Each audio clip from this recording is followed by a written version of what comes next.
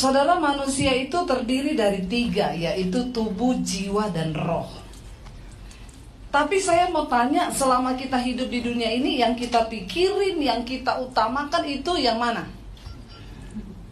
Halo? Tubuh kan, semuanya untuk tubuh. Lo bener nggak? Kita cari duit untuk apa?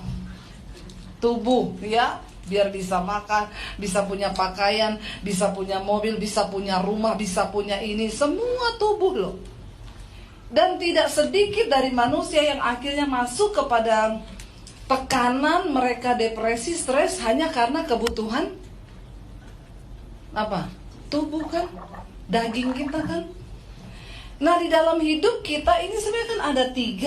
Ada tubuh, ada jiwa, ada roh. Ya. Nah, sekarang kita pengen masuk dulu lebih dalam, ya. Nggak usah yang terlalu dalam dunia roh, nanti saudara bingung lagi kalau kita membahas dunia roh. Kita bahas yang seputar manusia aja dulu, tentang jiwa manusia. Di dalam jiwa kita itu ada 3, yaitu pikiran, perasaan, dan kehendak. Saya mau tanya dulu saudara, kalau manusia mati, kalau orang itu mati, tubuhnya kemana?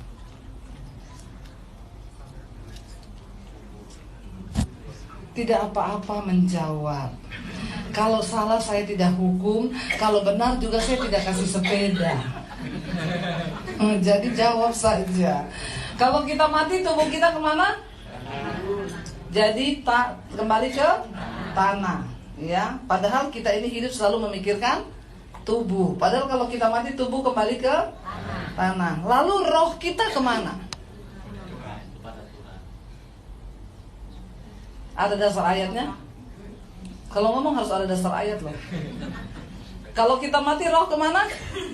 Iya benar, kembali kepada Allah. Ya, itu dalam Pengkhotbah. Ya, kalau saudara baca dalam Pengkhotbah pasal yang ke-12 ayat yang ke-7.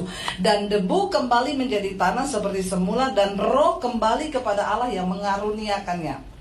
Roh manusia itu semua sama, baik. Kenapa? Karena roh itu adalah gambar diri Allah di dalam diri manusia. Itu roh. Waktu manusia diciptakan, dihembuskan nafas Allah, itu roh.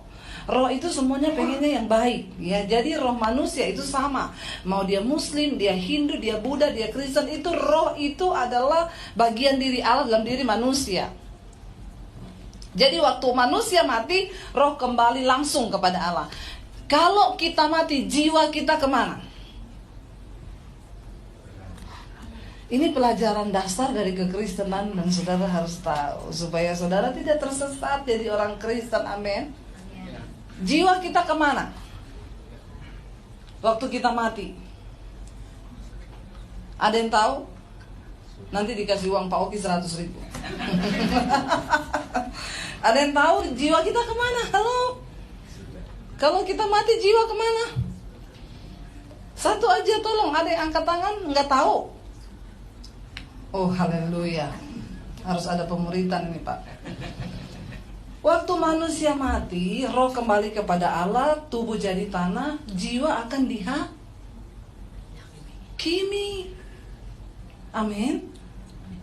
Saudara lupa Yesus berkata, jangan takut kepada mereka yang hanya berkuasa membunuh tubuh, tapi tidak berkuasa membunuh jiwa. Takutlah kepada Dia yang berkuasa membunuh tubuh maupun jiwa di dalam neraka.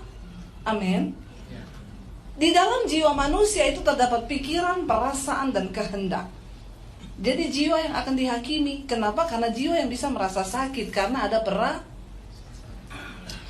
Nah, jiwa kita ini berbeda-beda saudara. Jiwa saya ini ya jiwanya Debbie nih. Ini keakuan kita.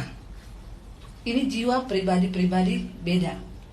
Makanya di Alkitab kalau saudara baca, kalau ngomong soal orang itu bukan dikatakan selamatkanlah orang. Enggak, selamatkan jiwa.